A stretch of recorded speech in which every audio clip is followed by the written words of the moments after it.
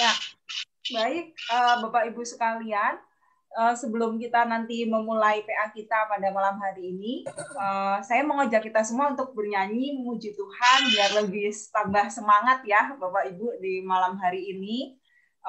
Saya akan izin share screen. Saya mengajak kita semua bersama-sama memuji Tuhan dari pelengkap Kidung Jemaat 14. Kita nyanyikan, ku nyanyikan kasih setia Tuhan.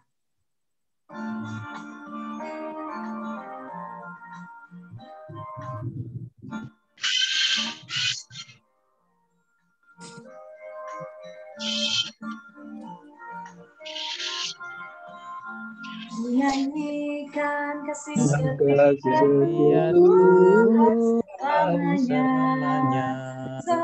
selamanya. Ku nyanyikan kasih setia Tuhan selamanya. Ku nyanyikan selamanya. Ku tutur tanpa jemu kasih setiamu Tuhan. Ku tutur tanpa jemu kasih setiamu Tuhan. Ku nyanyikan kasih setia Tuhan selamanya.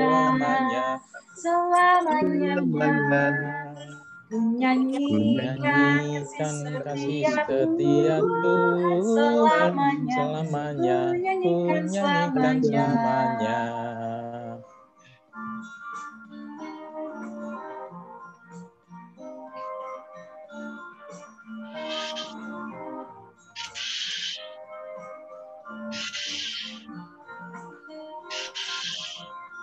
Ku nyanyikan kasih setia Tuhan selamanya. Ku nyanyikan kasih setia Tuhan selamanya. Ku nyanyikan selamanya. Ku tutur tanpa jemu kasih setiamu Tuhan. Ku tutur tanpa jemu kasih setiamu turun-temurun. Ku nyanyikan kasih setia Tuhan selamanya. Ku nyanyikan kasih setia Tuhan selamanya.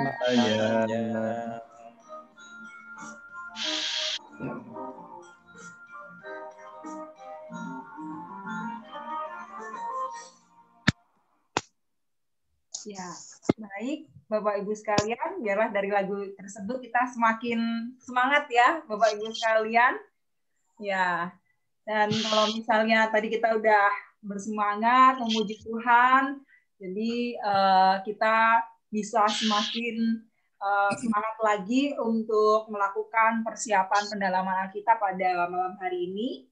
Dan tadi kita sudah membukanya di dalam doa, dan saat ini Bapak Ibu sekalian, kita akan bersama-sama menyiapkan bahan PA kita di minggu, karena sekarang mau memasuki minggu masa Prapaskah, jadi temanya tentu tidak jauh dari masa-masa minggu sengsara seperti itu ya Bapak Ibu sekalian.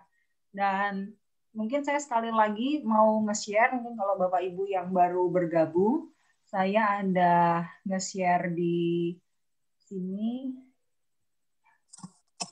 bahan PA-nya dengan model ini ya, PDF. Dan kalau yang belum, saya juga sudah share juga di grup majelis. Semoga nanti majelis akan nge-share juga bahannya ke Bapak Ibu sekalian. Jadi monggo nanti bisa diaksesnya di kolom chat ya Bapak Ibu. Ya, baik Bapak Ibu sekalian, PA kita pada malam hari ini di sini tidak jauh berbeda temanya ya. Tentu di dalam rangka masa-masa Prapaskah, dan saya mengingatkan kembali mungkin Rabu depan itu kita sudah memasuki Minggu Prapaskah, jadi udah mulai Rabu Abu, jadi udah nggak terasa lagi ya, Bapak Ibu, sudah setahun kita merayakan peribadahan dengan secara virtual. Ya, Bapak Ibu sekalian, PA kita pada malam hari ini mengangkat tema tanya dan berserah. Metode yang akan dipergunakan di dalam PA ini tentu sudah sangat tidak asing bagi kita sekalian, dengan metode Share Christian Praxis, bagaimana lebih banyak kita diajak untuk sharing pengalaman. Jadi nanti lebih banyak peranan pemimpin PA untuk mengajak setiap para peserta PA untuk berbagi pengalamannya sebanyak mungkin.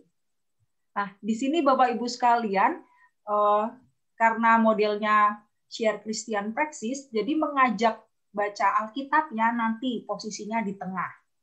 Jadi saya juga nggak akan mengajak Bapak Ibu sekarang ini untuk baca Alkitab dulu, tidak. Tetapi lebih kepada sharing pengalaman dari Bapak Ibu sekalian.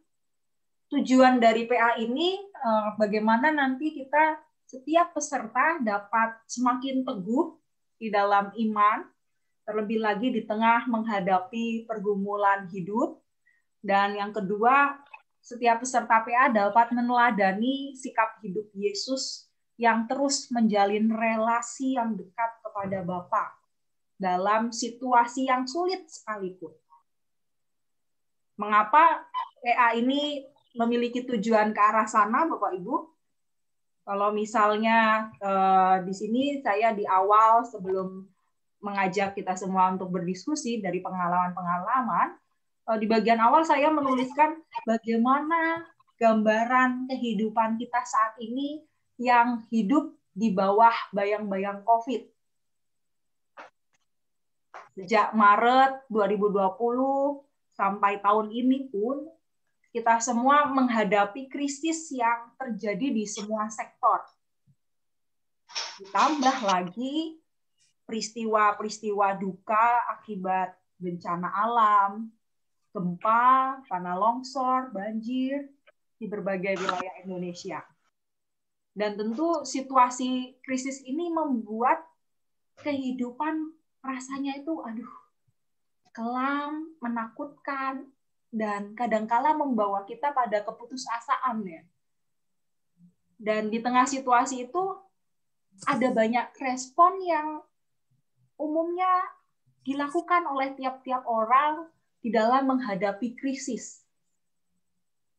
Ada pihak yang kadang-kala mempersalahkan keadaan, ada yang gemar menebar ketakutan dengan berita bohong, ada yang menjadi apatis karena nggak tahu apa yang harus diperbuat, atau ada juga orang yang tetap semangat dan optimis menjalani hidup. Nah, di tengah realita tersebut, Bapak Ibu sekalian, bagaimana cara kita merespon berbagai pergumulan hidup yang seringkali diperhadapkan antara hidup dan mati. Nah, untuk itu, tadi saya sudah menunjukkan fenomena yang kita temukan saat ini. Saya ingin mengajak kita semua untuk berbagi pengalaman. Monggo nanti dari Bapak Ibu sekalian yang ingin berbagi. Apakah Bapak Ibu pernah mengalami peristiwa sulit yang membawa pada penderitaan, ketakutan? Dan yang kedua, bagaimana cara Bapak Ibu merespon peristiwa itu? Monggo, ada sebagian dari kita mau berbagi?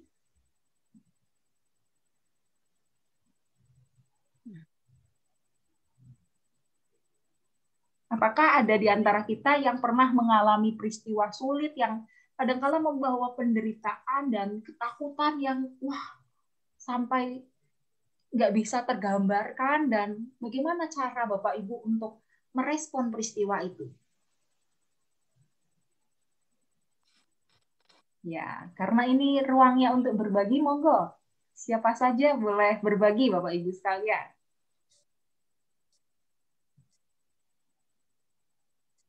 belum saat hening Bapak Ibu, ini baru awal. Oh ya, monggo Bu Hen, silakan Bu. Ya. Saya merasakannya begini Mbak, selama pandemi bukannya ketakutan dan apa namanya ya, dan ketakutan dan kecemasan gitu enggak. Cuman saya merasa prihatin dan kayak sedih gitu ya. Tatkala saudara-saudara kita dipanggil Tuhan dan kita tuh nggak bisa ikut hadir untuk mengantar. Itu yang saya rasakan selama pandemi ini, Mbak. Sebetulnya kepengen, tapi karena situasi yang kita untuk tidak apa namanya berkerumun dan ya kita mentaati prokes lah, itu yang membuat kesedihan dan keprihatinan saya selama ini. Itu aja. Terima kasih. Ya, terima kasih Bu Hen tadi untuk memulai sharing kita ya, Bapak Ibu sekalian, bagaimana ketika Anda yang meninggal, kita pingin menguatkan keluarga, tapi harus membatasi diri ya, jaga-jaga tidak mengikuti kerumunan. Ya. Terima kasih Bu Hen tadi untuk sharingnya ya. Itu pergumulan yang, aduh, bikin sedih, bikin nggak tergambarkan gitu ya Bu ya. Betul. Ya. Monggo yang lain. Ya, terima kasih Bu Hen untuk sharing pengalamannya. Sama-sama. Monggo dari Bapak Ibu, ini saya lihat kayaknya udah ada raise hand ya. Pak Agung, monggo Pak. Iya, monggo. Kayaknya udah raise hand nih ya. Ya.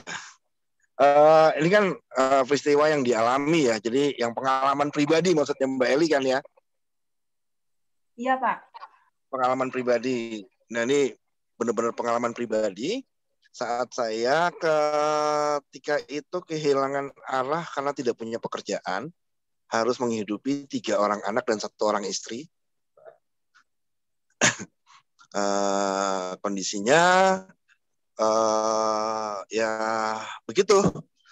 Bagaimana menghadapi sebuah keluarga dengan kekurangan yang mau dikasih makan kan banyak banget nih. Ada 4, termasuk saya sendiri jadi 5. Kondisi ekonomi sangat sulit. Akhirnya saya memutuskan untuk coba mencari pekerjaan yang bisa saya kerjakan. Dan saat itu terlintas di pikiran saya yang paling mudah dan paling sederhana adalah saya menjadi seorang supir taksi. Karena untuk melamar jadi supir taksi yang dibutuhkan hanya SIM A dan bisa bawa mobil. Dan kebetulan itu saya bisa.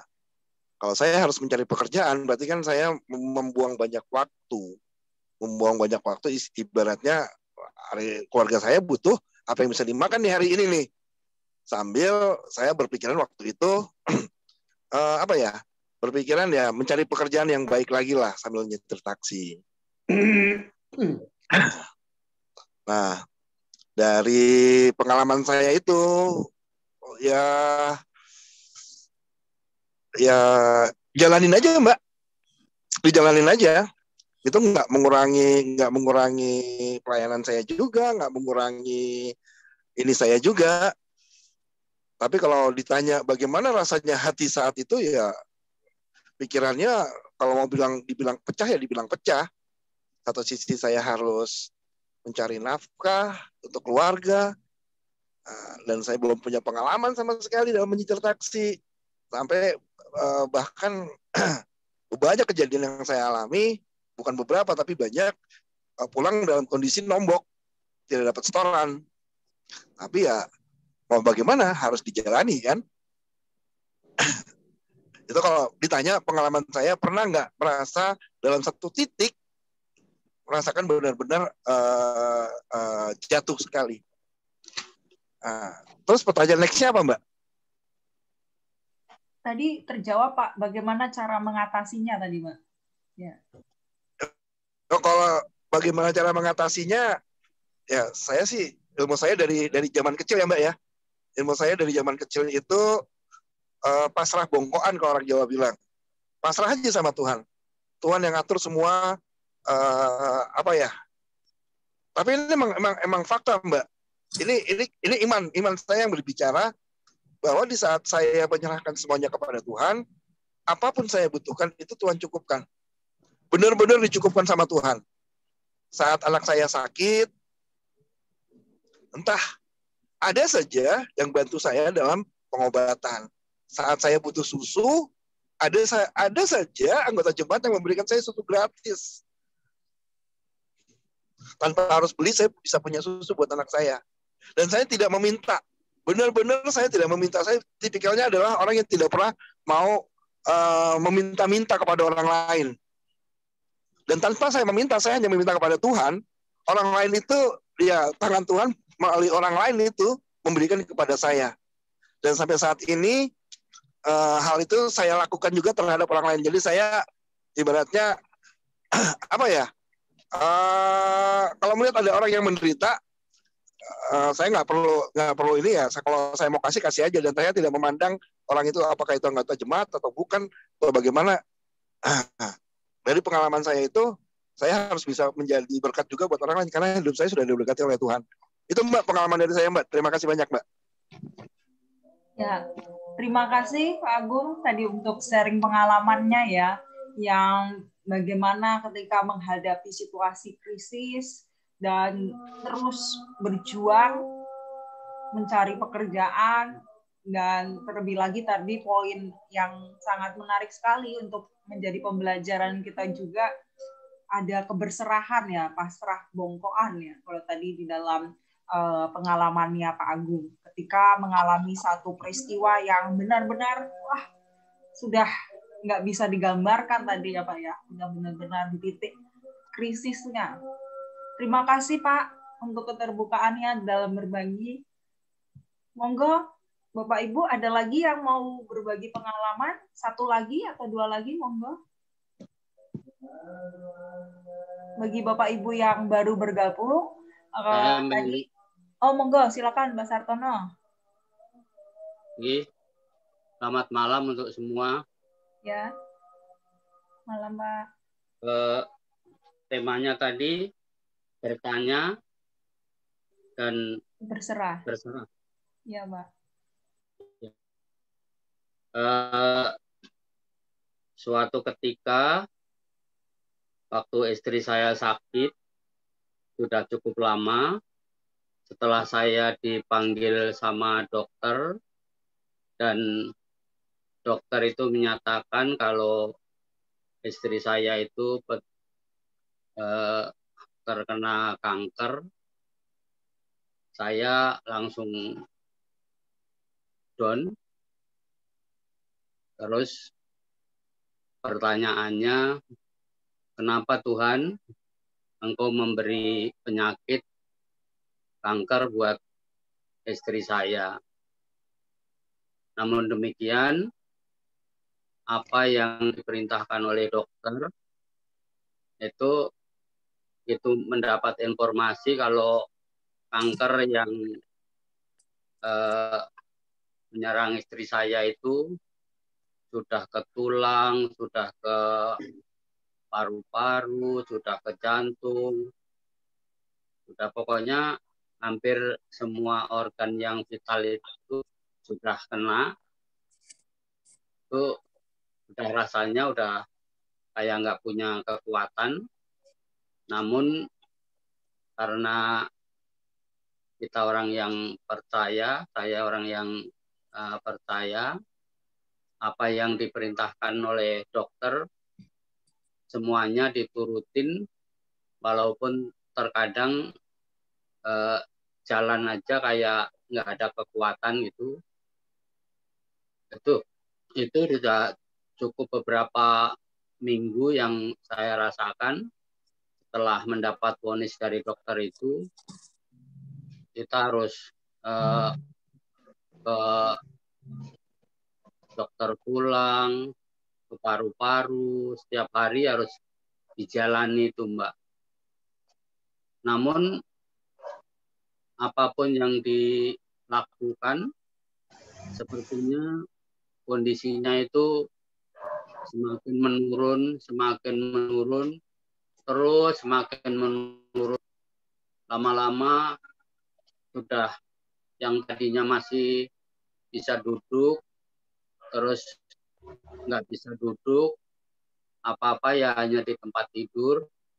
Namun saya juga harus berusaha untuk tegar dan merawat apa yang harus saya lakukan, mengharapkan ada mujizat kesembuhan buat istri. Namun demikian, kenyataannya ya terus semakin menurun. Nah, itu yang bisa dilakukan ya akhirnya hanya berserah kepada Tuhan. Apa yang akan terjadi, terjadilah yang baik menurut Tuhan. Sampai akhirnya pas seminggu kurang seminggu pas minggu pertama bulan Oktober itu ada perjamuan API APKD itu kami mengharapkan Pak Pendeta Didi untuk melayani perjamuan buat istri saya. Nah, akhirnya Pak Pendeta Didi datang bersama majelis dan seminggu kemudian istri saya yang dijadwal hari Senin harus kemo, namun ternyata minggu sebelum kemo itu, seminggu setelah perjamuan itu, istri saya dipanggil oleh Tuhan. Nah, itulah akhirnya dalam penyerahan diri yang terbaik menurut Tuhan, ya itulah yang terjadi. Dan kita sebagai manusia ya tidak dapat berbuat apa-apa selain hanya menuruti apa yang menjadi kehendak Tuhan. Dan semua proses berjalan dengan baik. Waktu itu juga Mbak Eli juga ikut terlibat ke sana kemari. Terima kasih untuk semuanya. Itulah Mbak yang terjadi. Ya ujung-ujungnya sebagai orang yang percaya kita hanya berserah dan berserah. Itu Mbak. Terima kasih. Ya, terima kasih Pak Sartono untuk sharing pengalamannya dan tadi keterbukaannya ya, mengingat masa-masa yang sulit sekali ya Bapak ketika mendengar ada sakit istri, kanker, terus kemudian harus menemani dan melewati fase-fase krisis saat itu dan sampai akhirnya ada titik keberserahan. Terima kasih Pak Sartono tadi untuk sharing pengalamannya ketika mengalami situasi krisis tetap ada kepercayaan bahwa Tuhan pasti akan menemani melewati prosesnya sehingga ada keberserahan gitu ya Pak ya.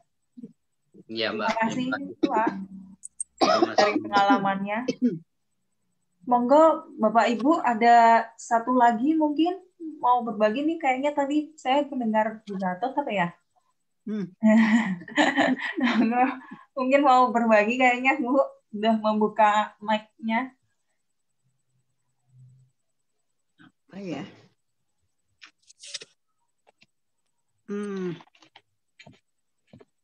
Mana ya?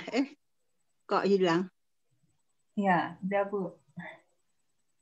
Pengalaman yang monggo bisa dibagikan tadi poin ketika mengalami satu titik yang sulit dan bagaimana responnya untuk melewati atau menjalani fase-fase itu. Suaranya belum, Bu? Ya, malah ke-mute. Hilang lagi? Sudah, Bu, sudah. Ya. Monggo, Bu. Ya, betul. Kalau pengalaman saya sih sebetulnya sudah banyak yang tahu ya pada saat saya pertama dinyatakan kanker.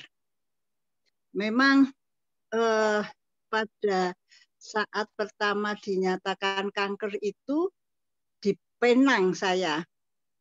Bukan di Jakarta, di Penang. Memang apa ya, kalau di dalam teori itu kan denial itu ya, ada proses denial, tidak percaya, menolak. Saya juga ada rasa begitu ya, karena bukannya saya takut saya itu tidak apa-apa, sehat gitu. Jadi saya nggak percaya, saya menolak, sehingga saya tidak melakukan apa-apa walaupun sudah dibiopsi. Ya memang terus saya bertanya kepada Tuhan, why me? Kenapa kok saya gitu ya? Saya kan sehat selama itu, nggak pernah saya merasakan sakit kok tiba-tiba kanker gitu. Tapi ya sudah, setelah itu bertanya-tanya tapi tidak terlalu lama. Nah, karena saya berdamai dengan diri saya.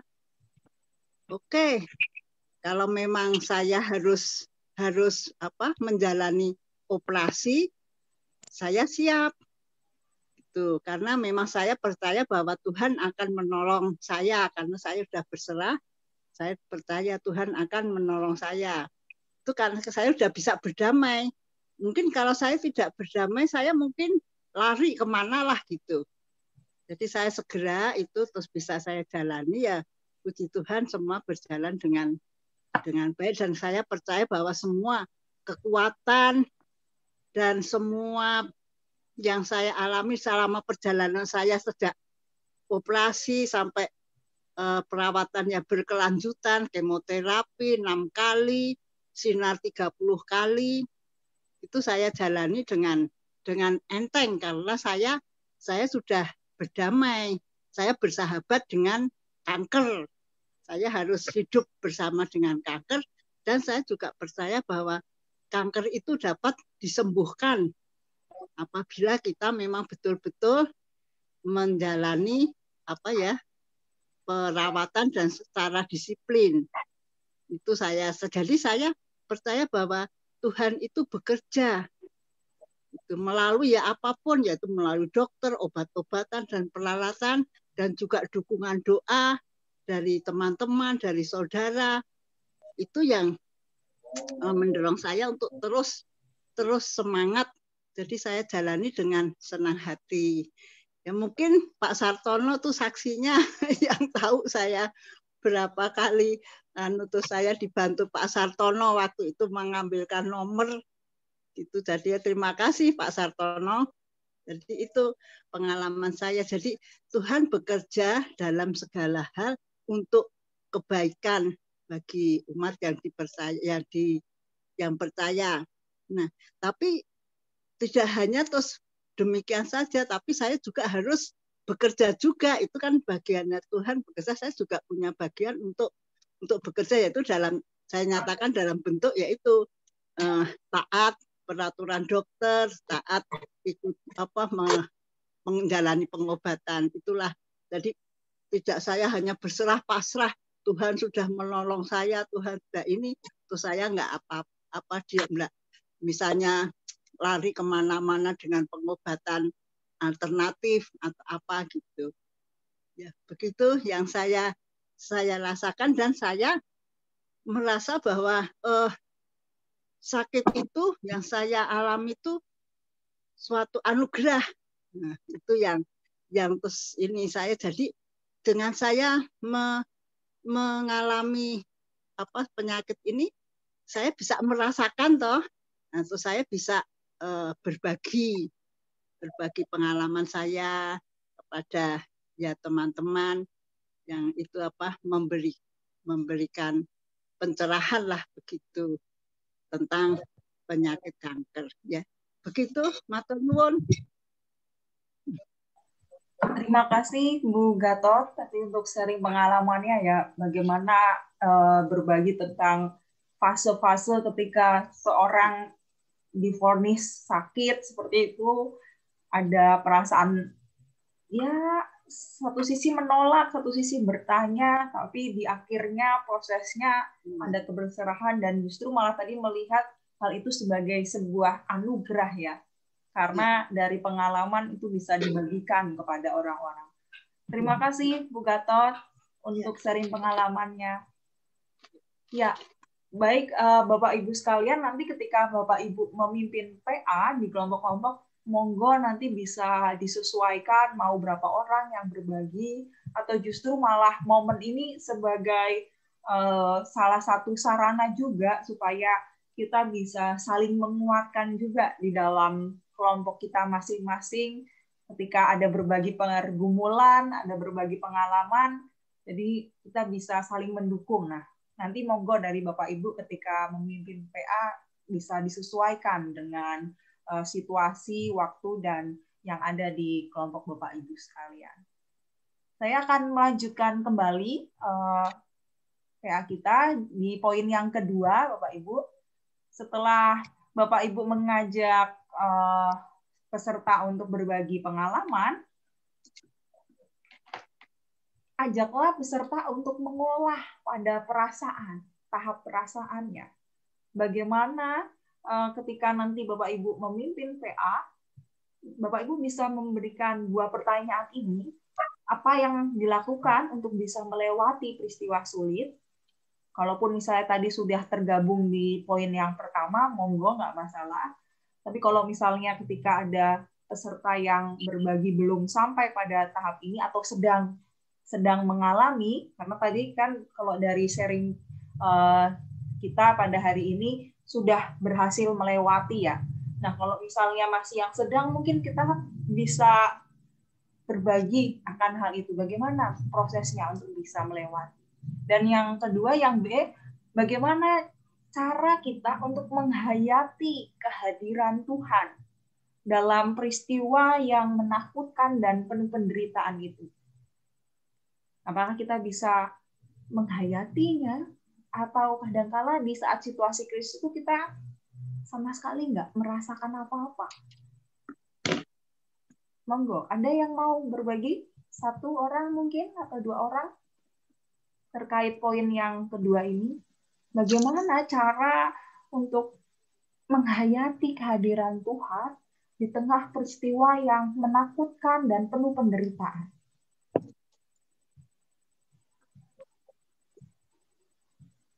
Monggo.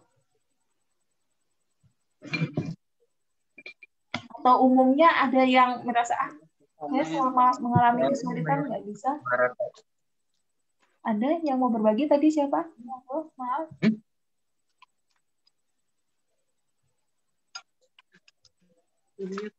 Monggo, Bapak Ibu.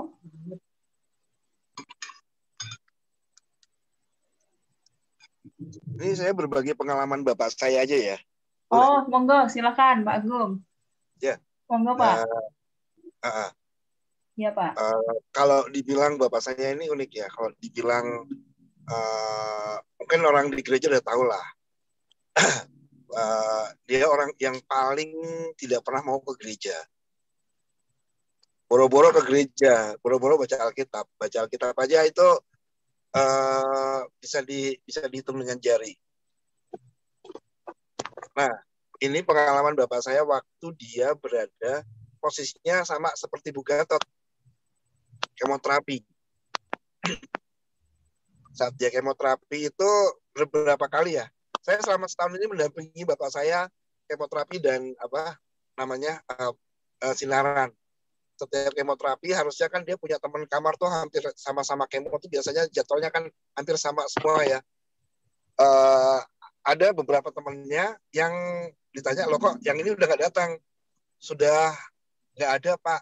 Wah, itu memang bikin down kalau dengar kabar temannya yang biasanya kemoterapi bareng sama dia nggak ada, tuh bikin down. Nah, ini satu-satunya yang bikin Bapak saya sampai sekarang akhirnya bisa lepas dari kemo, selain seperti yang Bu Gatot tadi bilang itu benar sekali, adalah kepasrahannya dia saat itu bahwa usia itu punya Tuhan. Kamu masa kalah sama orang yang beriman? Saya udah pasrah loh waktu Bapak saya di kemoterapi itu, saya udah pasrah, tinggal nunggu waktunya nih. Tapi Bapak saya bilang, kamu gak usah mikirin kapan Bapak mati, itu semua urusannya Yesus, bukan urusan kamu. Dari seorang yang jarang saya dengar berdoa, baca Alkitab, tapi ternyata dia punya iman yang luar biasa. Dan saat itu saya baru menyadari bahwa ibaratnya apa ya, don't just the book by the cover itu memang benar-benar terjadi pada diri bapak saya. Dan pada saat itu saya melihat bagaimana dia punya iman itu luar biasa, berdoanya luar biasa, bahkan saat dia saat dia melakukan semua itu, dia masih bisa menguatkan ibu saya. Ibu saya juga itu bukan orang yang sehat, penyakitan juga, tapi masih bisa dikuatkan oleh bapak saya. Nah, itu yang mau saya bagikan. Yang saya lihat langsung bagaimana iman itu benar-benar dibutuhkan ya, punya kekuatan dalam proses healing, dalam proses penyembuhan itu. Kepasrahannya kepada Tuhan yang benar-benar membuat proses seperti yang Ibu Gatot tadi cerita, mau berjalan bersama-sama dengan cancer itu dan menganggap itu bukan sebuah kutukan atau bukan sebuah aib, tapi itu sesuatu yang harus diterima dan harus bisa dikalahkan. Nah, iman yang seperti itu yang kemarin saya benar-benar lihat sepanjang 1 tahun saya menemani beliau menghadapi penyakit kanker itu. Itu aja Mbak, mungkin. Makasih Mbak. Ya, terima kasih Pak Agung tadi untuk sharing pengalamannya ya, pengalaman dari orang tua, bagaimana menghayati kehadiran Tuhannya di dalam keberserahan tadi ya Pak ya. Terima kasih Pak untuk sharingnya. Monggo, ada satu lagi mungkin dari Bapak Ibu. Bagaimana sih cara Bapak Ibu untuk menghayati kehadiran Tuhan di tengah peristiwa yang penuh penderitaan dan pergumulan itu?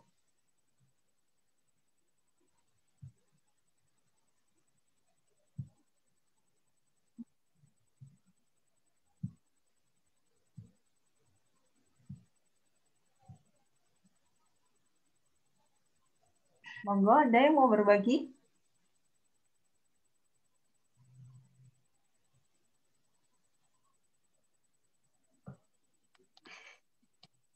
Ya boleh deh.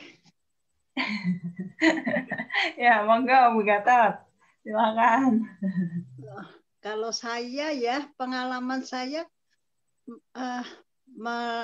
menghayati kehadiran Tuhan itu waktu yaitu setiap saya mau operasi itu saya tuh yakin Pak, merasa bahwa Tuhan itu hadir, ada di hati saya melalui yaitu dokter-dokter dan obat-obatan itu yang jadi menguatkan saya. Dan sehingga saya itu tidak takut karena saya merasa Tuhan itu hadir menolong saya gitu. Kan yang kedua kali operasi lagi yang lidah itu juga saya merasakan juga. Jadi tadinya kan harusnya biopsi, tapi ternyata dioperasi gitu. Jadi saya juga merasa itu Tuhan hadir sehingga bisa lancar dan tidak ada efek samping apa-apa gitu. Gitu aja Mbak. Iya. Terima kasih Bu Gatot yang melihat kehadiran Tuhan melalui dokter, melalui obat-obat, dan itu sebagai satu kekuatan ya Bu ya, untuk bagaimana bisa pulih. Dan terlebih lagi saat ini juga masih sambil fisioterapi juga ya Bu ya, tangannya. Puji Tuhan ya Bu. Terima kasih Bu untuk proses yang bisa dibagikan kepada kita semua, bagaimana melihat kehadiran Tuhan meskipun di tengah situasi yang sulit sekali. Baik, Bapak Ibu sekalian, nanti ketika Bapak Ibu memimpin di kelompok, monggo ketika ada yang peserta ingin berbagi atau mungkin yang belum bisa berbagi, tidak apa-apa karena tiap orang punya privasi, mungkin ada mungkin ingin membagikan, nggak masalah. Tapi ketika di tahap tadi, tahap pertama dan tahap kedua, biarlah itu sebagai tahap untuk menjadi ruang kita saling menguatkan, saling berbagi pengalaman satu dengan yang lain.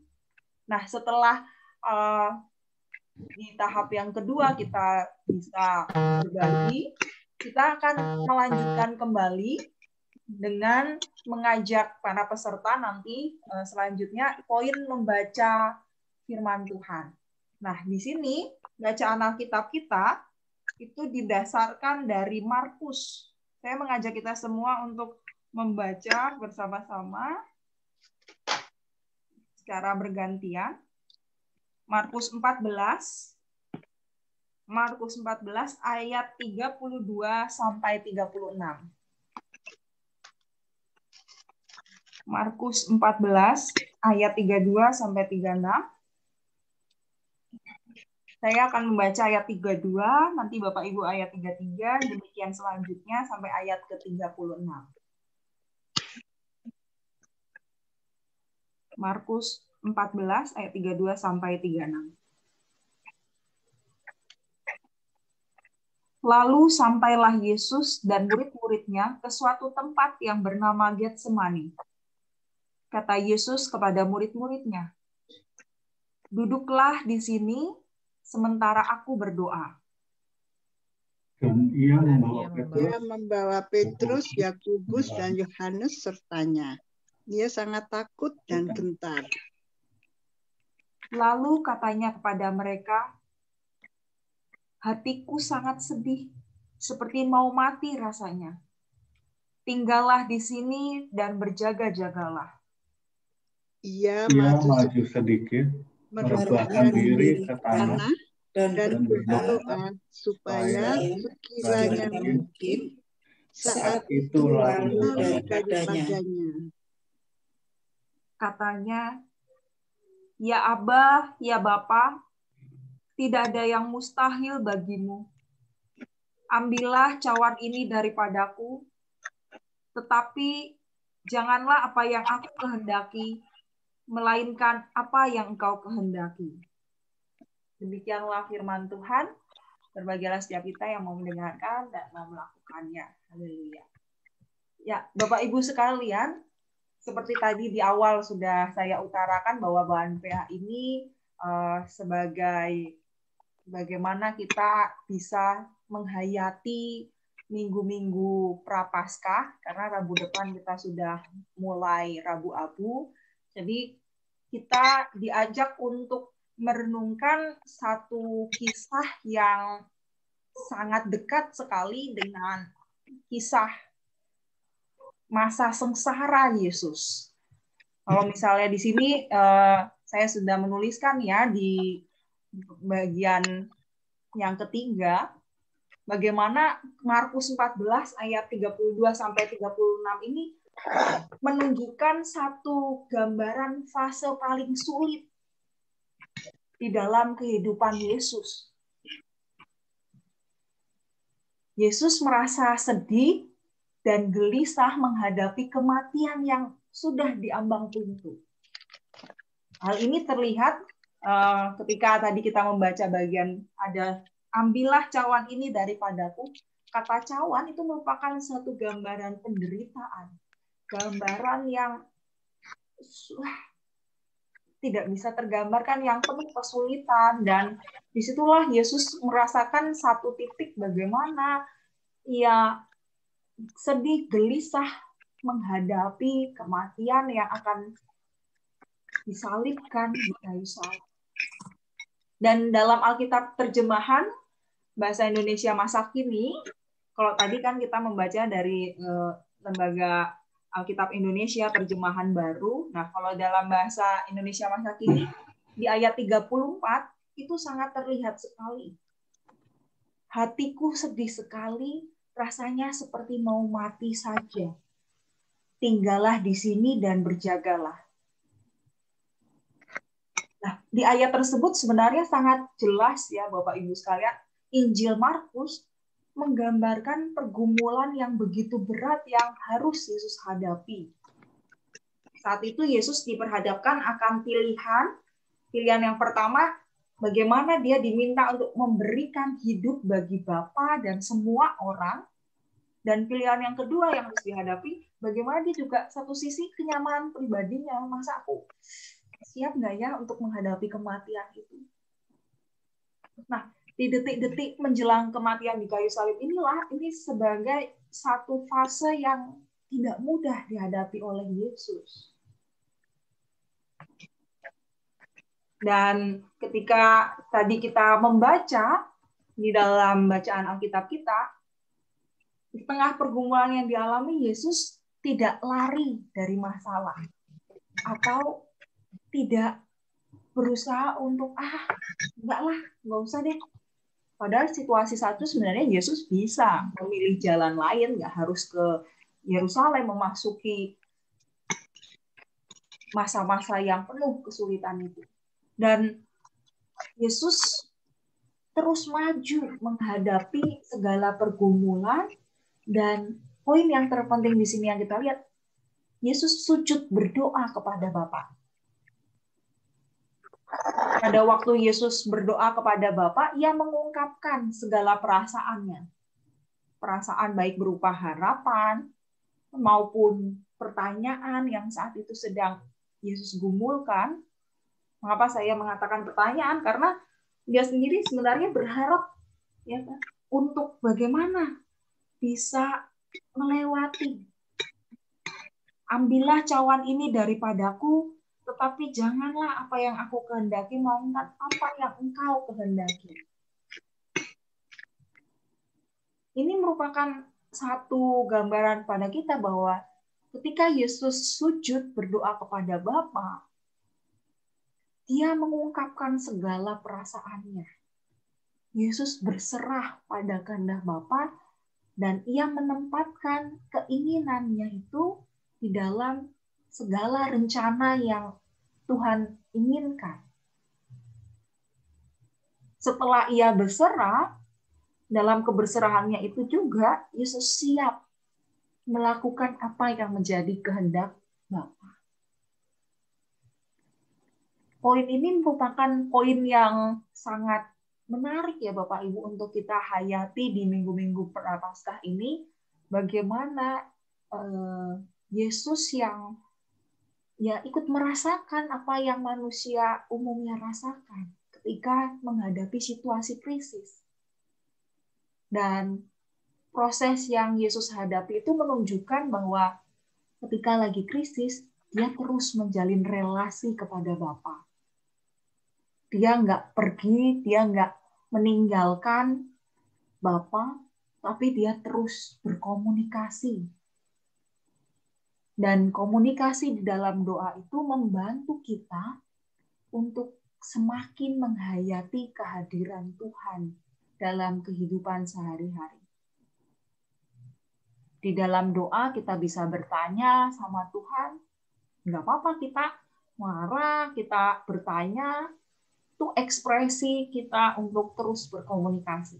Dan yang di dalam doa kita juga bisa memohon, kita bisa berserah seutuhnya. Karena Bapa dekat dengan kita.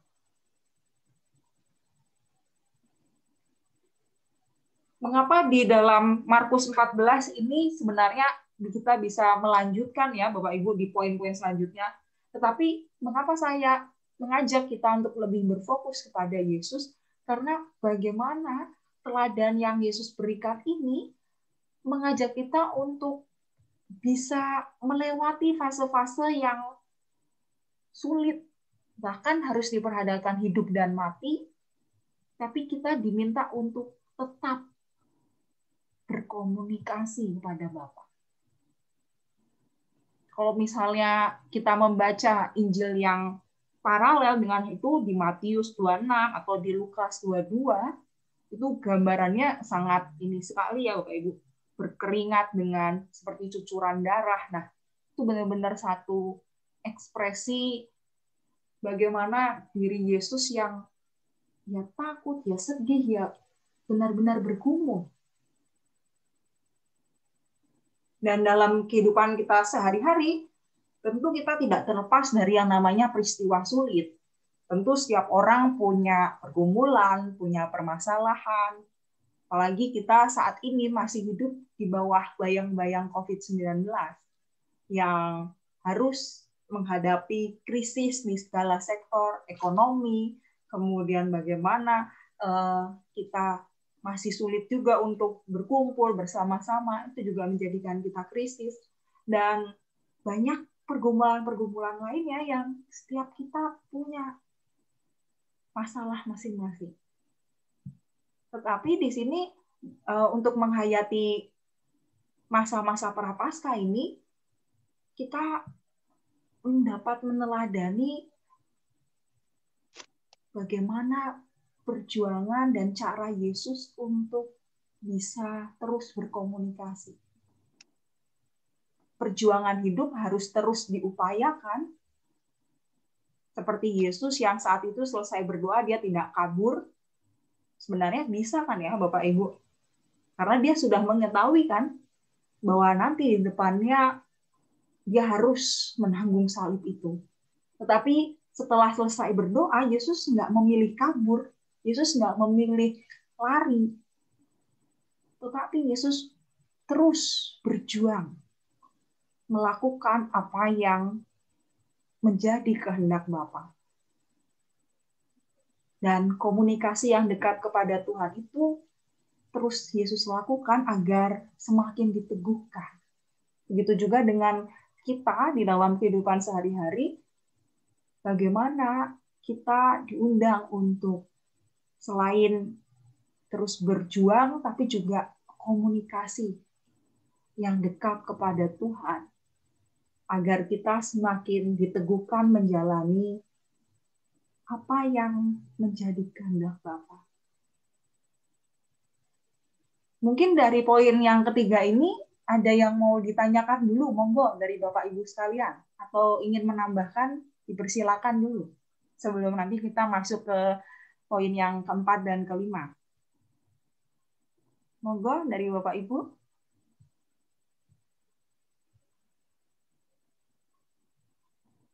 Kalau misalnya ada pertanyaan, kenapa kok nggak dilanjutin sih Mbak? Ini sampai akhir nanggung gitu ya.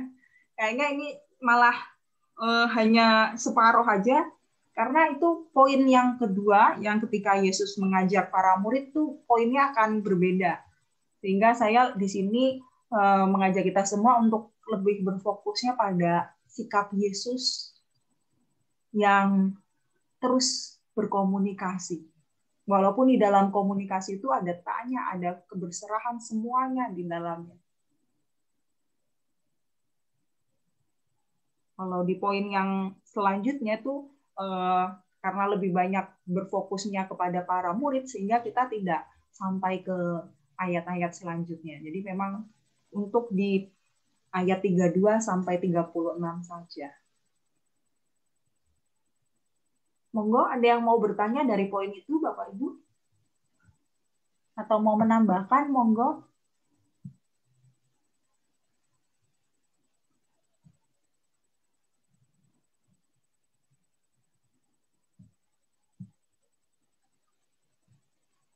Makanya semua pada merenung semua nih ya. Atau gimana? Makanya semuanya pada merenungkan fase ayat ini ya.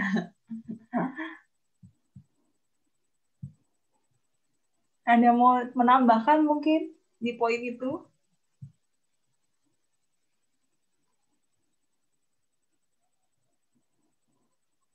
Baik, kalau misalnya terkait penjelasan ayatnya sudah sangat jelas, kita akan lanjut ke poin yang keempat.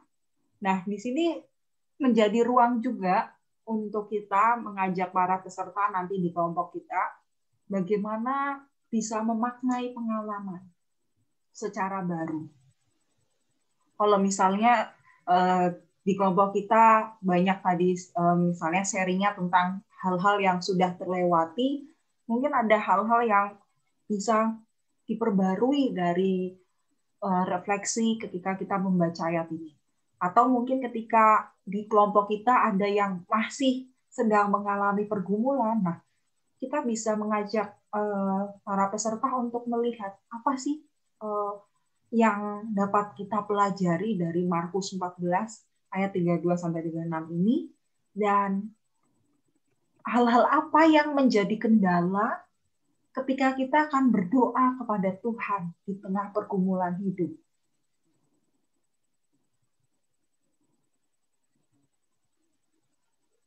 Monggo, dari kita ada yang mau berbagi? Hal-hal apa sih yang biasanya kita hadapi, kendala yang membuat kita ini mau berdoa sama Tuhan lagi bergumul itu susah banget. Saya, Mbak. Monggo, silakan Pak Glory. Boleh kembali ke yang tadi nggak, Mbak? Markus ya, Mbak? Iya, boleh. Monggo, Mbak. Ini saya mau menanyakan, kenapa kok Tuhan Yesus membawa muridnya? Dan hanya 3 orang murid itu, Mbak. Iya, oke. Baik, terima kasih Pak Glory untuk tadi pertanyaannya, menarik sekali. Dan memang kenapa Yesus mengajak para murid untuk datang di Taman Getsemani seperti itu? Ya, sekedar informasi tambahan ini Bapak Ibu sekalian, Taman Getsemani itu memang merupakan satu tempat yang biasanya Yesus sering melakukan doa di sana. Dan kalau misalnya kita melihat mungkin di beberapa bacaan kitab lainnya, itu juga seringkali ditunjukkan taman tersebut menjadi satu tempat untuk bagaimana Yesus bisa berdoa, Yesus bisa mengungkapkan segala sesuatunya kepada Tuhan. Dan di sini Getsemani itu memiliki makna minyak yang diperas ya. Jadi bagaimana gambaran di sana memang bagaimana punya sumber pemerasan minyak anggur seperti itu ya. Jadi memang gambaran lokasinya di seberang lembah Kidron di sisi barat Bukit Zaitun. Nah, jadi di situ juga menjadi satu tempat yang bisa dikatakan ini ya, disenangi Yesus untuk beristirahat. Jadi tempat yang disenangi Yesus dan murid-muridnya sebagai beristirahat, dan Yesus tahu bahwa dia akan menghadapi fase-fase penuh penderitaan.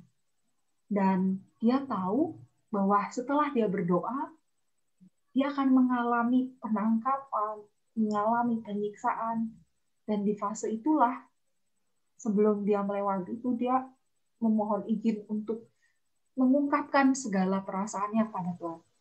Dan tadi kenapa para murid ketiga itu yang diajak, memang beberapa kisah di Alkitab seringkali hanya mengajak 3 para murid itu ya di dalam segala ini ya, kegiatan Petrus, Yakobus, Yohanes, itu yang paling sering banyak disebut. Ada beberapa penafsir yang menyatakan bahwa mereka murid-murid yang dikasihi oleh Yesus. Tetapi ada juga yang melihat di Injil yang lain sebenarnya Yesus ngajak yang lain juga. Cuma ketika mau naik ke atasnya, dia mengajak yang terdekat dan yang dikasihinya. Seperti itu, Pak, poinnya, Pak. Memang Petrus, Yakobus, dan Yohanes seringkali beberapa penafsir melihatnya itu sebagai murid yang paling dikasihi. Gitu. Ya, Mbak. Terima kasih, Mbak. Iya, Pak. Dan ini terlihat, Bapak Ibu, jadi di poin 32, nah, di poin yang 32 kan disebutkan kata Yesus kepada murid-muridnya, duduklah di sini sementara aku berdoa. Sebenarnya itu beberapa penafsir melihat itu mengatakan kepada para murid yang banyak, dan kemudian baru mengajak 3 yang paling dekat dengan dia. Petrus, Yakobus, dan Yohanes. Baik, terima kasih Pak Glory untuk pertanyaannya. Atau mungkin ada dari Bapak Ibu mau bertanya lagi? Atau ingin menambahkan, monggo.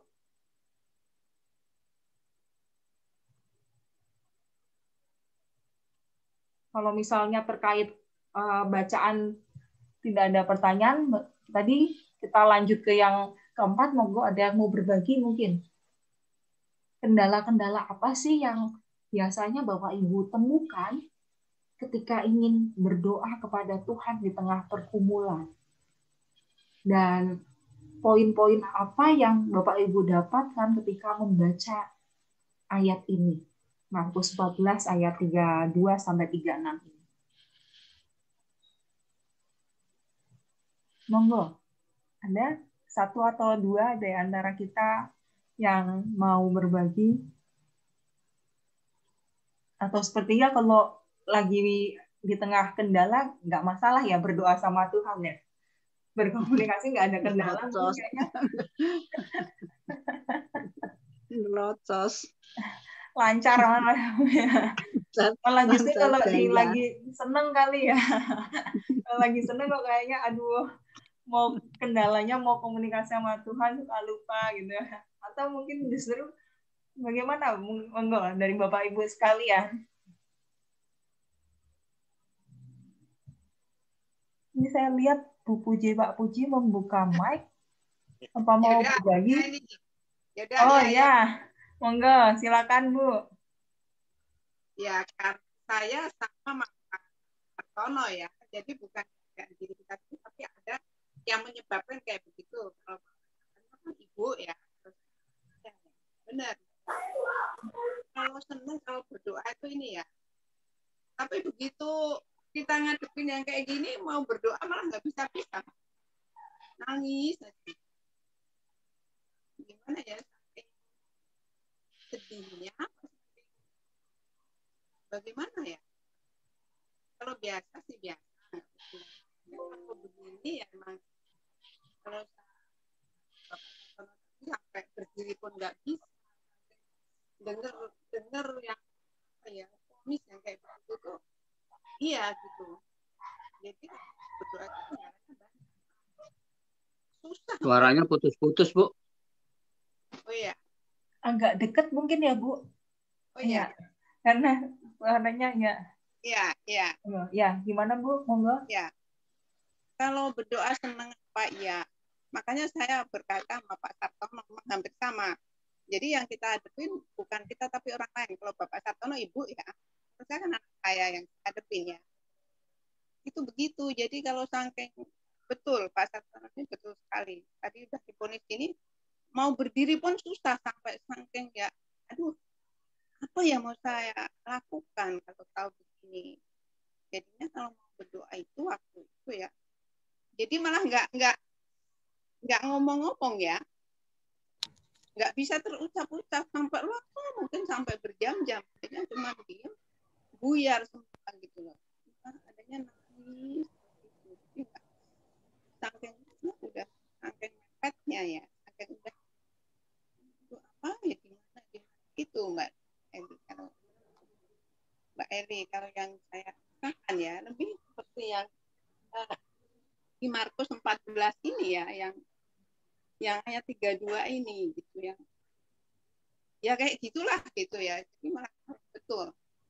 Jadi kayak apa yang mau sampaikan ya? Ini benar 32 ini memang kena banget. Dan selanjutnya ini betul. Dan sama. Jadi bingung gitu. Mesti apa gitu loh. Ya betul Pak Sata mau berdiri pun itu kayak nggak bisa, nggak ada tulangnya. Begini terus bagaimana gitu. Jadi kendalanya nggak ngomong gitu. Bingung nggak. Tapi lama banget. Kadang juga nggak bisa. Tapi baru setelah ini baru bisa. Itu Mbak Eli yang saya. Ya, terima kasih Bu Puji untuk sharing pengalamannya yang mengingat fase-fase krisis waktu dulu menemani almarhum Mbak Tiwi. Bagaimana ketika berdoa saat itu sudah tak terungkapkan lagi ya Bu ya? Iya. Hanya duduk, diam, dan tidak tahu mau berkata apa-apa lagi, dan justru malah nangis gitu bawaannya. Jadi kayaknya sudah benar-benar bergumul sampai nggak bisa mengungkapkan segalanya dan hanya duduk diam berdoa.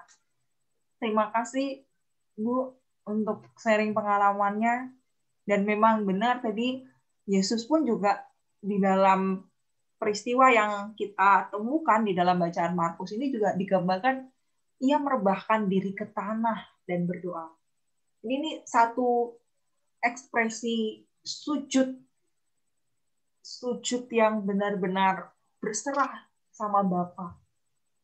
Iya Mbak Eli, saya juga pernah sampai nuding, sampai betul. Sampai enggak, ini benar-benar sampai jadi kayak orang sholat ya, itu juga pernah. Sampai benar-benar nah, betul. Iya, makasih.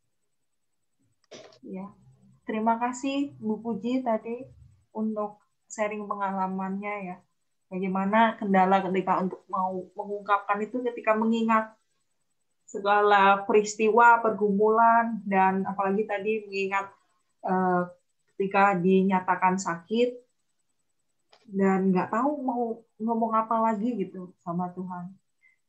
Terima kasih Bu untuk keterbukaan dalam sharingnya. Monggo, dari Bapak Ibu yang lain ada lagi mau berbagi? Ya, Mbak. Silakan, monggo. Iya.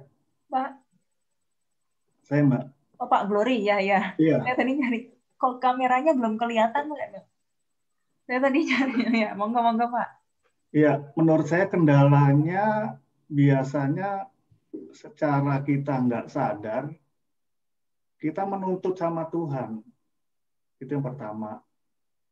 Menuntut, kalau kita sakit, ya biasanya kita minta supaya sembuh. Kok lama sembuhnya, dan banyaklah pastilah. Itu secara kita nggak sadar, kita menuntut itu. Dan yang kedua, biasanya dengan ketakutan kita. Dengan ketakutan kita nggak sadar bahwa kita tidak memasrahkan diri kita.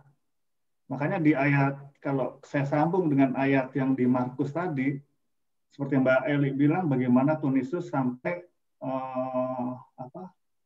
tidur ya Mbak ya, sampai dia tidur itu kan simbol bahwa Tuhan Yesus pun yang secara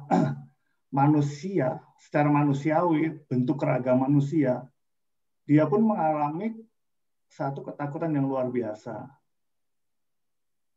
Dan dia memberi contoh dengan cara begini loh, kalau kita memasrahkan diri sama Tuhan, ya kita harus lepas semua. Jadi benar-benar kita serahkan apapun yang terjadi, ya itulah emang yang sudah menjadi rencana Tuhan yang baik untuk kita. Jadi kita harus bisa membuang rasa khawatir kita, rasa ketakutan kita, dan mungkin rasa-rasa yang lain secara nggak sadar kita menuntut untuk Tuhan supaya menyembuhkan kita. Itu sih Mbak. Ya, makasih Mbak. Ya, terima kasih Pak Glory yang sudah semakin menambahkan kita semua ya, Bapak Ibu. Bagaimana kendala yang seringkali dihadapi ketika ditutupi segala ketakutan dan harapan-harapan tadi, keinginan-keinginan, sehingga semuanya bercampur jadi satu, dan kadang-kadang kita menjadi sulit untuk mengungkapkan dan berserah. Terima kasih Pak tadi yang sudah menambahkan Pak, bagaimana poinnya tadi di yang keempat tadi. Monggo, dari Bapak Ibu ada lagi yang mau menambahkan selain Mbak Eli? Oh ya, silakan Pak Bambang. Iya, saya mau menambahkan. Ya, mungkin saya akan sharing berkenaan yang disampaikan Pak Glory tadi. Kecenderungan memang yang sering kita hadapi saat akan berdoa, terkadang kita ingin memaksakan apa yang menjadi keinginan kita ya kepada Tuhan. Namun ini menjadi sebuah pertanyaan juga. Di firman Tuhan dikatakan bahwa mintalah maka akan diberikan kepadamu, carilah maka kamu akan mendapat. Hakikat manusia itu adalah memang manusia yang lemah dan membutuhkan seorang penolong. Nah, pada saat kita meminta kepada Tuhan, apakah itu sebuah hal yang tidak wajar ataupun sebuah hal yang tidak perlu kita sampaikan kepada Tuhan, padahal kita sebenarnya butuh gitu. Nah, ini kalau dikaitkan dengan perenungan di malam ini, Tuhan menyampaikan bahwa sekiranya boleh cawan ini lalu daripada aku, tapi bukan kehendakku, tapi kehendak Bapa. Jadi korelasinya bagaimana Mbak dengan kita harus berdoa sehingga agar doa kita itu diterima oleh Tuhan, harusnya doa yang seperti apa gitu. Nah, mungkin minta masukannya. Terima kasih. Kita tanya dulu Pak sama Tuhan Pak. Doanya seperti apa yang diterima, kan saya bukan Tuhan Pak. Ya, ya. Ya, soalnya kalau dikaitkan dari firman Tuhan dari ayat yang lain kan menyatakan bahwa mintalah, ya carilah. Nah, tapi di sisi lain bahwa bukan kehendak kita tapi kehendak Bapa, ya kan? Iya. Mbak Eli, boleh saya nambah? Monggo. Silakan Bu Leli. Memang dalam kita berdoa kan kita pasti kita berdoa kenapa? Karena kita mempunyai sesuatu, begitulah ya. Entah apa itu yang kita minta. Betul, memang firman Tuhan juga mengatakan ketoklah maka kamu akan dibukakan. Carilah kamu akan mendapat. Itu kan berarti ada usaha dari kita begitu. Nah, adapun nanti dalam usaha kita itu dikabulkan atau tidak, itu terserah Tuhan. Kita tidak punya dalil, tidak punya tidak punya hukum bahwa ini loh tata cara supaya doa dikabulkan. Saya kira tidak ada semacam begitu. Makanya kemudian apa yang kita minta, mintalah. Apa yang kita cari, carilah. Tetapi jadilah apa yang menjadi kehendak Tuhan, bukan kehendakku. Itu artinya kan dalam kita diberi kesempatan untuk berusaha, kita diberi kesempatan untuk untuk meminta, diberi kesempatan untuk memohon. Tapi segala sesuatunya, apa yang kita minta, apa yang kita pun, apa yang kita kerjakan itu adalah apa yang menjadi kehendak Tuhan biarlah terjadi dalam kehidupan saya. Kepengennya sih saya jadi orang kaya misalnya. Saya kepengennya jadi apalagi sehat selalu apa segala macam. Tetapi kan akhirnya apa? Seperti kata Rasul Paulus, sudah menjadi ini loh duri dalam daging supaya pelayanan saya lancar penyakit yang menjadi duri dalam daging itu dihilangkan. Tetapi Tuhan berkata cukuplah kasih karuniaku kepadamu, kayak begitu. Jadi kita juga bisa mengerti, kita bisa memahami bahwa dalam hal saya meminta, kita punya iman bahwa itulah biarlah Tuhan yang kehendak Tuhan yang jadi bukan kehendak saya. Itu menunjukkan bahwa kita memang betul pasrah, kita berserah dalam hal bekerja, dalam hal berupaya, kita berserah kepada Tuhan. Sehingga apa yang kita terima, kita merasa itu adalah anugerah Tuhan, walaupun itu penyakit, gitu ya Bu Gatot ya. Seperti yang disampaikan Bu Gatot tadi, begitu. Jadi apa yang kita terima pada akhirnya entah itu nanti kita nggak sembuh, entah kita sembuh, entah kita penyakit, itu adalah anugerah, begitu. Bukan usaha kita. Jadi sekali lagi kita doanya bagaimana sih supaya doa itu dikabulkan begitu ya. Kita tidak akan bisa menjawab, betul kata Mbak Eli ya, kita tidak bisa menjawab, itu adalah kehendak Tuhan. Biarlah Tuhan sendiri yang akan menjawab, kita tidak tahu. Yang penting kita sudah berusaha. Yang sakit berusaha ikuti kata dokter, walaupun kayaknya kalau saya lihat cerita dari Bu Gatot 30 kali penyinaran itu enggak. Saya ingat keponakan saya dulu waktu saya masih tinggal di Kampung Tengah, cuma 20 Mas Panca berapa kali penyinaran itu ya? 30. Oh, iya.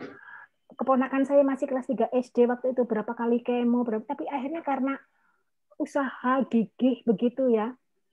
Dan itu diberkati Tuhan. Tuhan mendengarkan. Maksud saya akhirnya berhasil juga, sembuh juga, sehat juga sampai sekarang.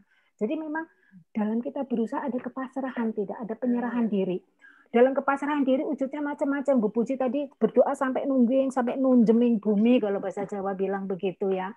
Saya juga kalau berdoa kadang pengen minta kayak begitu, tapi ya Tuhan, saya pernah menerima, saya masih ingat khotbahnya Mas Didi, nggak tahu Mas Didi ingat apa enggak, bahwa dalam kita berdoa berani tidak kita bicara, terjadilah apa yang menjadi kehendak-Mu. Kira-kira berani nggak kita bicara seperti itu?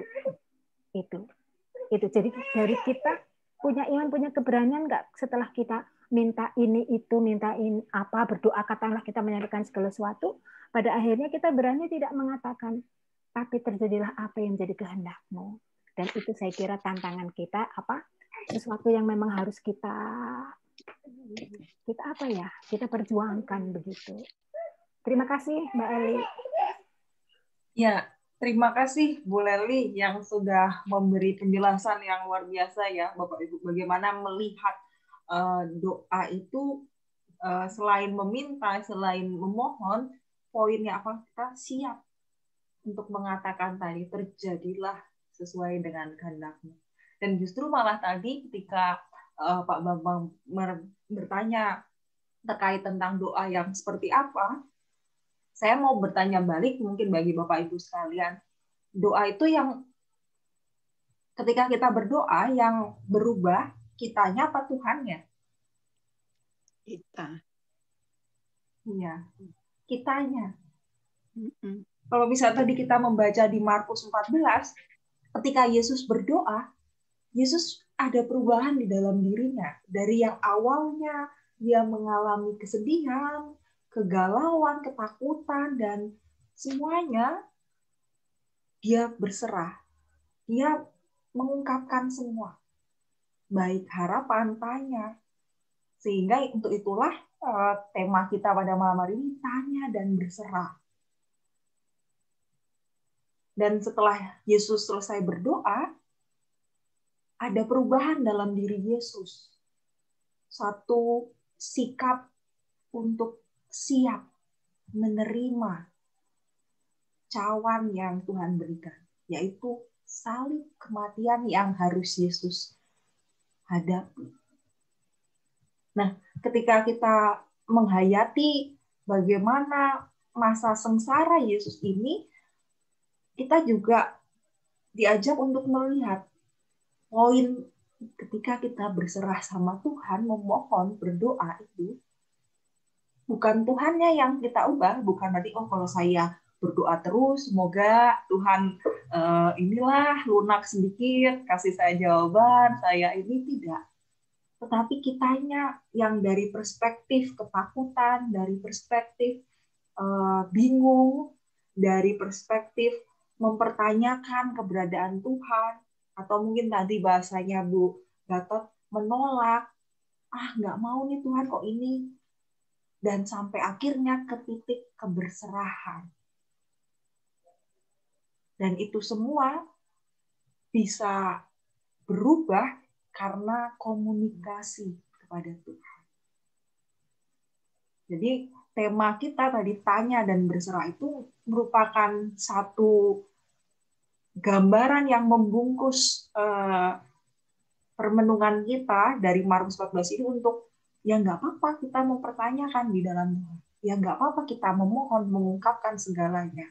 Tapi di dalam proses berdoa itu, kita semakin diubahkan untuk bisa berserah. Dan tadi Bu Leli juga sudah menegaskan, mau nggak kita mengungkapkan, terjadilah apa yang menjadi kehendak-Mu. Seperti Yesus pun juga mengatakan demikian. Apa yang Engkau kehendaki. Mungkin poin itu yang bisa menjadi penekanan bagi kita ketika nanti kita menyampaikannya di tengah-tengah kelompok kita masing-masing. Atau mungkin ada yang mau menambahkan lagi, Bapak Ibu? Atau mau bertanya untuk di poin yang keempat?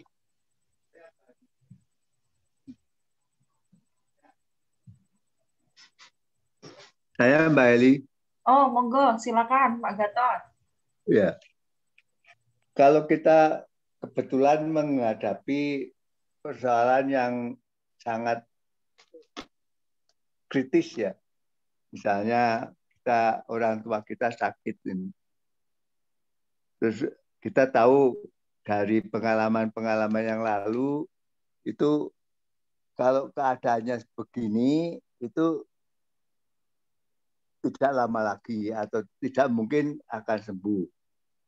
Nah, kita bukan menyerahkan berserah untuk kepada Tuhan minta disembuhkan, tetapi kalau saya malah memohon Tuhan kiranya mengambil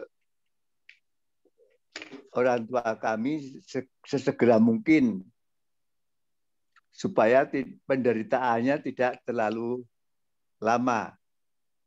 Nah, ini karena ya secara kita orang biasa mengamati orang-orang yang sudah dekat pada akhirnya kan ya kita tahu keadaan yang sedang sakit ini. Bahkan kalau dokter minta kalau gimana kalau ini kita ke ICU gitu. Nah, karena kita tahu bahwa umurnya orang tua kita sudah tua 90-an. Nah, memang menurut pendapat atau perakiraan saya itu memang sakitnya ini adalah untuk sarana Tuhan mengambil dia. Maka langsung doa saya supaya segera saja Tuhan mengambil ke pangkuan Bapak orang tua kami itu. Bahkan saran dokter untuk ke ICU itu saya tidak setuju pada ini. Ini saudara-saudara juga saya paling nggak setuju karena itu akan memperpanjang penderitaan orang tua kita. Mbak, itu bagaimana menurut Mbak Eli tanggapannya? Ini pendapat saya itu. Ya, ini menarik sekali Bapak Ibu. Ini udah masuk ke segi etika ini ya Bapak Ibu. Kita melihatnya apakah dari tujuannya atau dari segi prosesnya ya Bapak Ibu. Karena memang tiap orang punya pemahaman tersendiri ya. Mungkin kalau dari tadi pertanyaannya Pak Gatot, mungkin ada tiap-tiap orang yang melihat, wah yang penting kita melakukan dulu yang terbaik, mengupayakan. Ada yang mungkin melihat seperti itu ketika melihat prosesnya ya. Tetapi ada juga yang melihat dari perspektif tujuannya. Dari perspektif tujuannya di akhirnya. Kalau misalnya kayak tadi diupayakan, tetapi ternyata ujung-ujungnya misalnya kayak tadi Pak Gatot sharingkan dipanggil Tuhan juga, ya udah malah justru kita memohonnya ke arah sana. Nah, jadi memang kalau terkait hal ini saya tidak akan mengatakan benar apa salahnya ya Pak. Justru malah memang tiap orang punya pemahaman tersendiri di dalam menghadapi fase-fase seperti itu. Ada yang melihatnya dari segi proses, ada yang melihatnya dari segi tujuan akhirnya dari orang itu. Kalau misalnya kayak tadi Pak Gatot melihat perspektifnya tujuannya biar nggak menderita terlalu lama, dan ya sudah yang terbaik Tuhan memulihkan dan bahagia bersama Bapa di surga, ya monggo itu kepercayaannya dari Pak Gatot melihat hal itu menjadi satu tujuan yang baik. Nah, tapi ketika ada seseorang atau orang-orang di sekitar kita yang juga melihat dari perspektif proses, perjuangkan dulu nih semaksimal mungkin. Siapa tahu ada anugerah, siapa tahu ada mujizat. Nah, itu monggo. Kita tidak bisa memaksakan mana yang harus ini, Pak. Tetapi ketika poin kalau dari saya mungkin nanti dari Pak Didi mungkin bisa berbagi juga ketika ada diminta untuk doa-doa di segi mau detik-detik seperti itu, kita melihat dulu bagaimana kesiapan anggota keluarga seluruhnya. Apakah memang seluruh anggota keluarga punya satu pemahaman yang sama untuk ya yang terbaik deh supaya nggak lama-lama sakit. Tetapi kalau misalnya masih ada yang belum siap dan masih berharap untuk sembuh, untuk pulih, ya kita nggak bisa memaksa dia, kan butuh penerimaan diri juga untuk menghadapi kenyataan, oh ini memang nggak sembuh. Karena psikologis tiap-tiap orang itu berbeda. Mungkin ada orang yang sudah siap untuk menerima, ada yang jangan deh, jangan, aku masih mau. Jadi digondeli istilahnya yang mungkin ya kalau bahasa Jawa. Nah, itu nggak masalah, kita nggak bisa memaksa itu, oh harus. Biar lebih lama sengsaranya gitu. Ya, karena kalau misalnya di sini kan poinnya bagaimana kita menyerahkan seluruhnya kepada Tuhan. Kalaupun memang harus dilakukan dengan tahapan kayak tadi ICU dulu atau seperti apa, itu agar psikologis tiap anggota keluarga bisa menerima dulu fase-fase ini, karena nggak semua orang bisa siap. Karena tadi saya udah mengatakan ada yang melihat prosesnya, ada yang melihat tujuan. Dan kan poin yang kita ingin tunjukkan justru malah proses komunikasinya sama Tuhan. Walaupun di detik-detik itu, walaupun sudah bergumulnya, masih ada komunikasi sama Tuhan. Jangan sampai justru malah ketika sedang bergumul, sedang di detik itu, kita malah meninggalkan atau melupakan Tuhan, nggak berkomunikasi lagi. Nah, itu yang menjadi sisi krisisnya kan, makin krisis ditambah lagi krisis. Nah, mungkin Pak Gatot yang bisa saya berikan, atau dari Pak Didik nih, kayaknya pengalamannya lebih banyak ya Pak. Semoga siapa tahu bisa lebih menegaskan atau seperti apa pertanyaannya Pak Gatot ini. Pak Didik, monggo Pak. Iya Mbak. Iya. Monggo Pak, gimana Pak tadi? Pertanyaannya Pak Gatot saya menarik sekali nih. Saya mengingat cerita itu Pak. Karena kebetulan saya juga hadir di situ.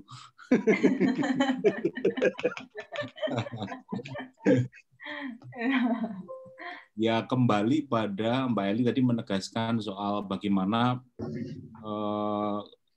komunikasi yang dijalin, terutama pada orang-orang yang menemani begitu kan. Kalau saya nggak salah ingat waktu itu kan memang Pak Gatot, Bu Surya ngobrol bareng dengan anak-anak dan juga saudara-saudara, gimana ini Ibu gitu kan. Dan akhirnya keluarga bersepakat melihat kondisinya memang lebih baik tetap di ruang perawatan dengan alasan supaya di saat-saat terakhir lebih leluasa keluarga menunggui dan menemani begitu. Saya ingat kisah itu. Memang dalam konteks ini tidak ada yang benar, tidak ada yang salah, karena semuanya kembali berpulang pada consciousness itu nurani kita, kesiapan kita. Jadi tidak juga bisa dipertentangkan kalau tadi kan Mbak Eli menyebut tujuannya atau prosesnya begitu kan, itu dua kutub etika yang selalu bertabrakan, etika yang membenarkan cara dan etika yang membenarkan tujuan. Nah kalau saya lebih memilih bagaimana kita bertanggung jawab atas keputusan yang diambil, dan ternyata setelah keputusan keluarga mengambil untuk tetap membiarkan ibu di ruang perawatan tanpa masuk ICU, tidak menimbulkan deridah kan Pak Gatot dan Bu Surya kan ya? Bahkan keluarga semuanya menerima karena memiliki waktu yang leluasa untuk mendampingi ibu. Nah mungkin itu yang penting. Jadi proses bagaimana kita mengambil keputusan itu. Nah soal saya punya pengalaman ajaib-ajaib kalau soal doa-doa seperti itu. Saya diminta doa pelepasan karena keluarga sudah siap seorang ini meninggal begitu. Wis Mas, didongake wae Bapak bendang pundut Gusti. Seminggu kemudian keluar marah-marah. Aku sing urip kok diomongke arep dikubur nandi, ini nganggo opo gitu. Tapi ada juga keluarga yang memang pingin banget anggota keluarganya ini pulih dan sembuh, walaupun secara medis tidak mungkin. Makanya ketika meminta doa, saya mendoakan apa yang diyakini dan diminta oleh keluarga. Keluarga pinginnya masih ada mujizat, masih ada harapan, ya itulah yang didoakan. Nah, kalau persoalan apakah doa kita diterima atau tidak, tes kita kan justru berbicara doa Yesus saja tidak diterima Bapaknya. Jikalau sekiranya mungkin biarlah cawan ini berlalu, tapi nggak berlalu juga kan. Lah Yesus saja ada kemungkinan ditolak doanya oleh Bapa, apalagi kita.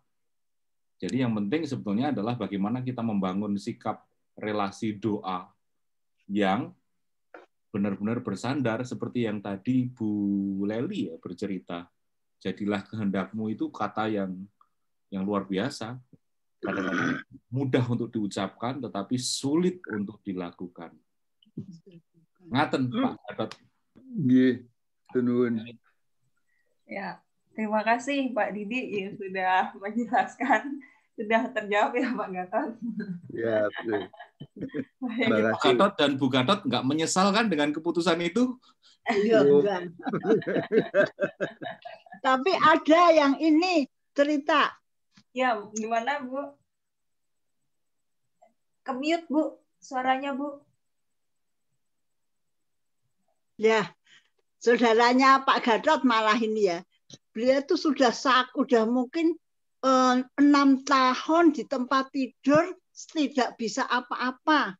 Mengenali orang aja, udah saya aja kalau melihat sudah takut karena 6 tahun di tempat tidur tidak bisa apa-apa, tidak mengenal istrinya pun tidak.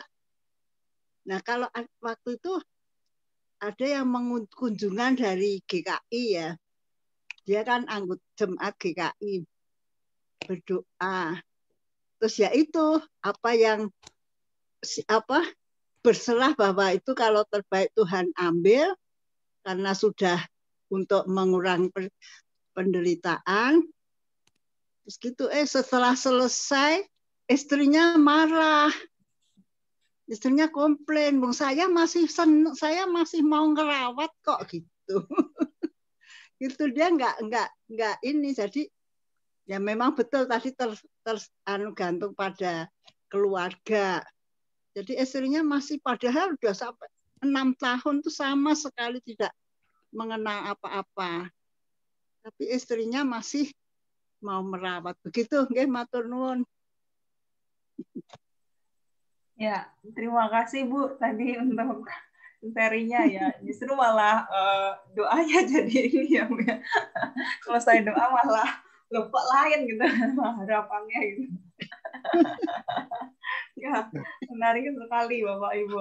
Jadi poinnya justru kita tanya dulu ya mau doanya kemana gitu.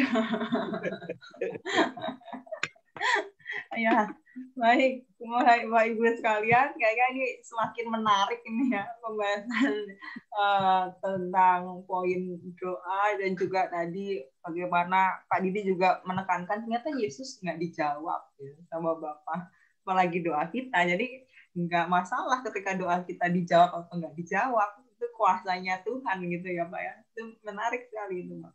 Poin yang tentang doa Yesus tadi. Ya, baik Bapak Ibu sekalian. Jadi nanti ketika Bapak Ibu memimpin di kelompok masing-masing, monggo itu bisa disesuaikan mau berapa orang yang berbagi atau kalau memang memungkinkan semua berbagi, nggak masalah. Jadi tergantung dari situasi kelompok Bapak Ibu. Nah, ketika sudah masuk ke poin 4, ini biasanya di poin terakhir. Ini memang kadang jarang ada yang mau berbagi, tapi ada juga yang mau berbagi. Ketika berbicara komitmen dan bagaimana komitmen yang akan dilakukan dalam rangka mewujudkan kesetiaan pada Allah. Terlebih lagi di dalam menghayati masa prapaskah di tengah pandemi COVID-19 ini. Monggo, ada 1 atau 2 di antara kita mau membagikan sebagai masuk ke tahap yang kelima, membarui kehidupan, apa yang akan Bapak Ibu lakukan untuk mewujudkan kesetiaan pada Allah? Saya Mbak Eli. Monggo, silakan Bu Leli. Singkat saja. Ya. Karena susah ya, sulit kehidupan terus terang itu ya. Mungkin sulit untuk mempertahankan kesetiaan. Ya saya akan mencoba untuk bertanya dan berserah. Bertanya dan berserah kepada Tuhan untuk apa yang akan saya lakukan, dan kemudian berserah, apa terjadilah menjadi kehendak-Mu. Gitu Mbak Eli. Ya, terima kasih Bu Leli, bagaimana yang telah membagikan komitmennya untuk terus bertanya dan berserah pada Tuhan. Monggo ada satu lagi mungkin dari Bapak Ibu.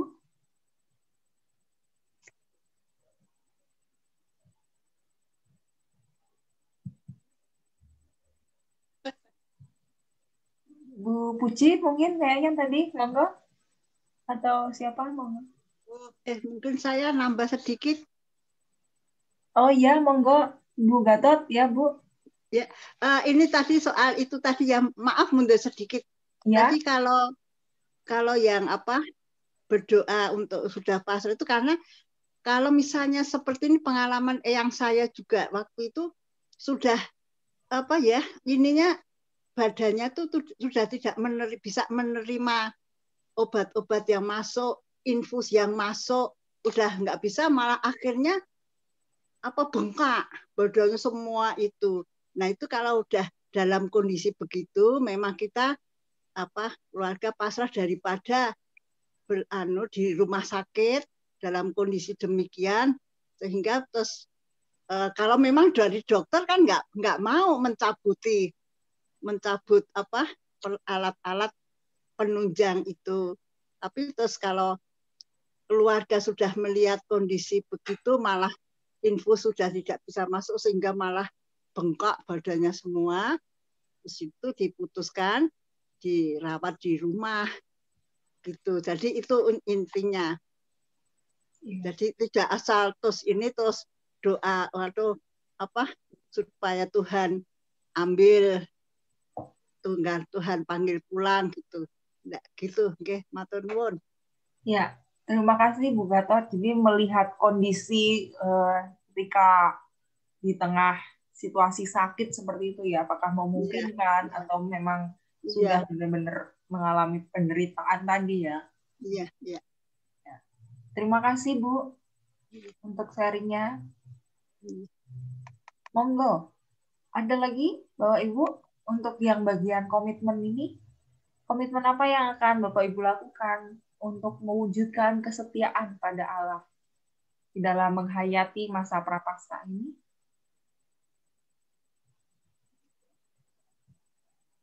Tadi Bu Puji jadi Bu, mungkin?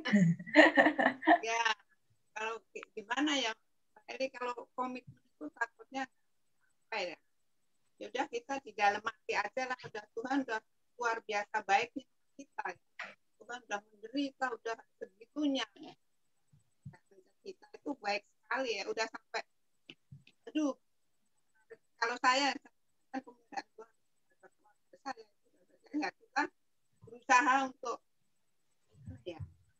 menuruti firman Tuhan itu sebisa mungkin, berusaha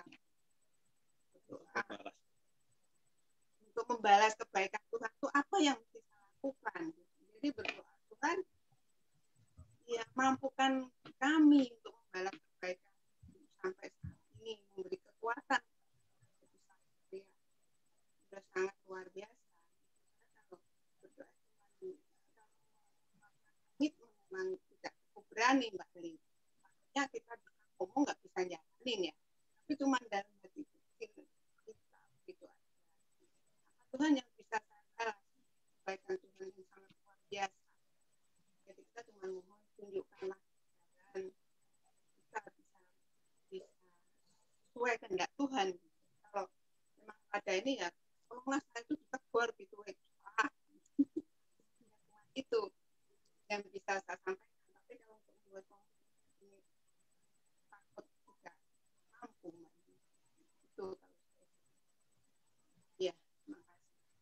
Ya, terima kasih Bu Puji untuk bagaimana tadi sudah membagikannya pentingnya kehidupan yang mengungkapkan rasa syukur ya atas segala kebaikan Tuhan.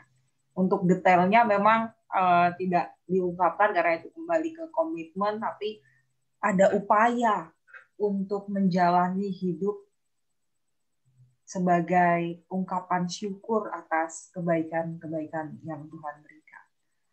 Terima kasih Bu Puji yang sudah membagikannya bagi kita semua, dan itu juga menutup persiapan kita pada malam hari ini, Bapak Ibu sekalian, dan bahannya juga sudah saya bagi tadi di kolom chat atau nanti juga sudah di-share di grup majelis, mungkin dari majelis Bapak Ibu tiap-tiap kelompok bisa nanti diminta. Dan semoga Bapak Ibu sekalian ketika memimpin mendapatkan karunia Tuhan sehingga semakin banyak orang yang tetap teguh dan berserah menjalani ya pergumulan yang beragam di tengah bayang-bayang COVID-19 ini. Selamat menghayati memasuki masa Prapaskah. Saya kembalikan lagi, monggo nih ke Bang Takwa atau Pak Didi? Ke Bu Leli. Oh, Bu Leli. Yang nutup. Ya. Monggo Bu, silakan Bu.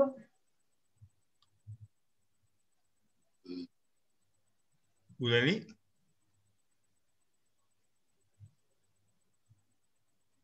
Oh, keluar ya. Kenapa Mas? Ya. Silakan Bu Leli. Ya. Maaf tadi agak putus sedikit.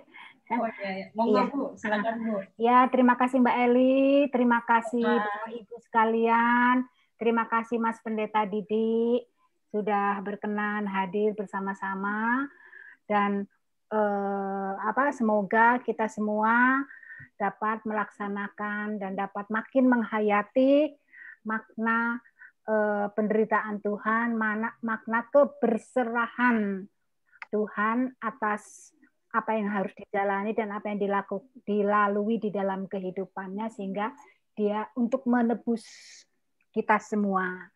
Ya, selamat memimpin PA di kelompok masing-masing. Bahan PA sudah di-share ya Mbak Eli ya ke setiap majelis. Dan mungkin saya nanti minta ya Mbak Eli ya, karena saya gatek kalau di chat begitu masuknya ke sini, bagaimana aku nggak ngerti begitu. Mbak Eli bisa jabri ke saya. Siap, ya, terima kasih. Ya. Kita tutup dengan doa. Mari kita berdoa. Terpujilah Engkau Maha Besar Allah Bapa kami yang bertata di dalam kerajaan surga yang maha mulia. Terima kasih Bapa jika pada hari ini kami boleh mengadakan pertemuan walaupun secara virtual untuk mempersiapkan kami di dalam memimpin PA di kelompok kami masing-masing. Terima kasih ya Tuhan atas penyertaan-Mu. Terima kasih ya Tuhan atas pencerahan yang Engkau berikan bagi kami melalui pertanyaan, melalui jawaban-jawaban, melalui sharing dari saudara-saudara kami, dan juga penjelasan-penjelasan dari Mbak Eli dan Mas Didi, dan juga dari teman-teman kami semua. Terima kasih ya Tuhan, biar itu semua makin mempertajam, makin memperdalam, dan memperkuat iman percaya kami kepadamu, untuk tetap mengikuti Engkau meski apapun yang terjadi. Akhirnya ya Tuhan, kami akan meninggalkan pertemuan ini untuk melanjutkan tugas-tugas kami, untuk beristirahat, atau apapun juga yang mesti harus kami lakukan di malam hari ini. Berkatilah ya Tuhan dan lindungilah kami. Hanya di dalam nama Tuhan kami, Yesus Kristus, kami berdoa. Amin. Ya, terima kasih. Saya kembalikan lagi, Mas Takwa. Oke. Terima kasih Mbak Li, Bapak Ibu sekalian atas kehadirannya malam hari ini. Terima kasih Bapak Ibu semuanya, Mbak Eli, Mbak Takwa, Bu Leli, Mas Didi. Selamat malam. Terima kasih semuanya. Belum Bapak Ibu. Mbak Eli, Pak Didi, dan Bapak Ibu semua.